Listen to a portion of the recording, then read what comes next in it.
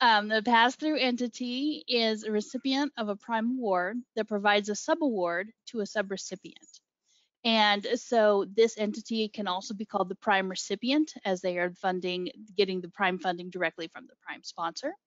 So when we have collaborations on our awards, we kind of have them into two different buckets. A collaborator can be a subrecipient or they can be a vendor. So the next few definitions relate to those relationships.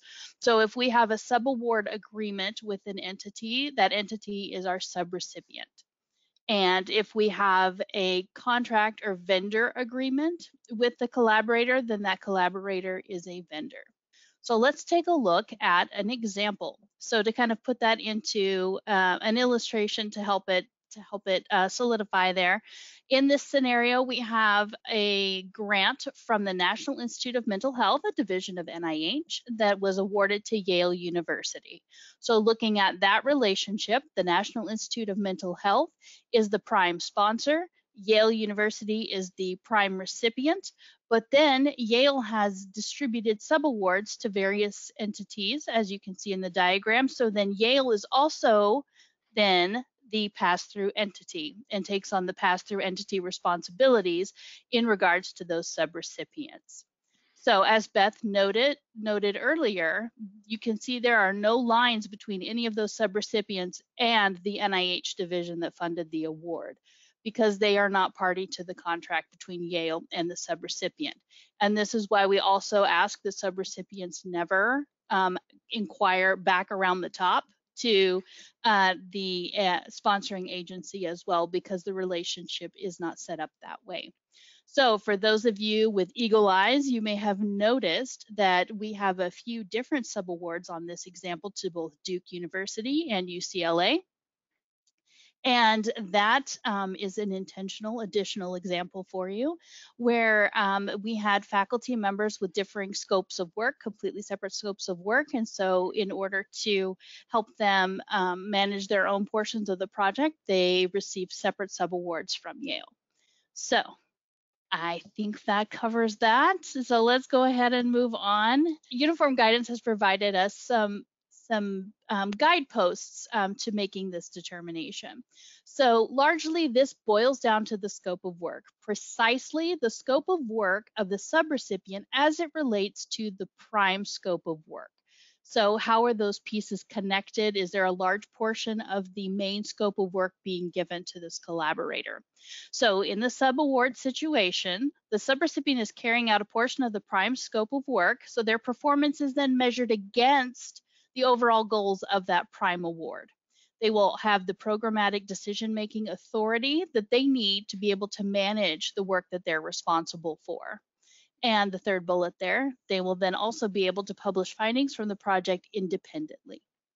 So on the other hand, for a contractor or vendor situation, they are providing a good or service that is available to many different purchasers. They tend to operate in a competitive market or environment, and the goods and services that they provide are ancillary to the project. They're necessary for the project, but they are not linked directly back to one of the scope of work deliverables or the program performance. So let's go ahead and dive a little bit deeper into this determination and some considerations. And the large piece here is that in many situations, this determination is clear, but there are lots of times where it's very gray, and we need to use our judgment to make the appropriate determination. So there are a few things that come up as we work through this, and things to think about or things to consider as you approach this determination. The faster, the earlier in the process we can make the correct determination, the better off we are for the entire life of the project. So let's talk about why. So there are budget impacts to that. If the award is on a modified total direct cost, indirect cost basis, then the application of indirect costs differs between a subaward and a vendor contract. So under the subaward, only the first $25,000 of the subaward would be subject to the indirect cost or F&A. However, under a vendor arrangement, the entire award or the entire contract is subject to the indirect costs or F&A. And so there's a distinct difference there. Also, there may be a difference in the way that collaborating entity approaches the budget. So if they're operating under a vendor agreement, then they might have a schedule of costs, they might have a catalog of services that they can pull those costs from and quote it out that way. But they may be in a situation, should they be a subrecipient, that they'd have to build a cost reimbursable budget that would look much different than that if the sponsor required it. And so there may be differences in the total cost in that scenario, and it may have an impact on how that project moves forward.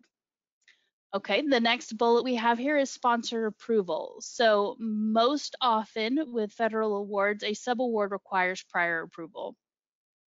So whether we do that through the pre-award proposal process, where we've included that entity as a subrecipient in the proposal and we receive our prior approval through the award document, or we can have a prior approval request during the post-award phase if the collaborator is added during the life of the award.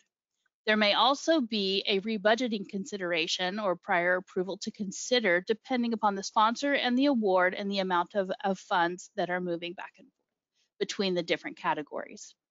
The procurement process is a completely different beast, if you will. And so we want to know right away if we determine that our collaborator is going to be a vendor, because the competitive bid process may apply. We may have to work through sole source justifications with our procurement office. So it's important to know the relationship early on so that the proper procedures are followed as we approach that. And the last bullet here, when an entity is determined to be a recipient, it's important that they understand all of the requirements, both for monitoring and the award terms and conditions and regulations that are applicable, that they will be needing to comply with. Sometimes this is difficult for small entities or international collaborators, and so we want to make sure that we have this conversation and we are open about what will be required so that we can make the best foot forward. So keep in mind that this relationship requires judgment, compassion, and if I'm involved, likely some chocolate, to navigate the sense and sensibility of this determination. Okay.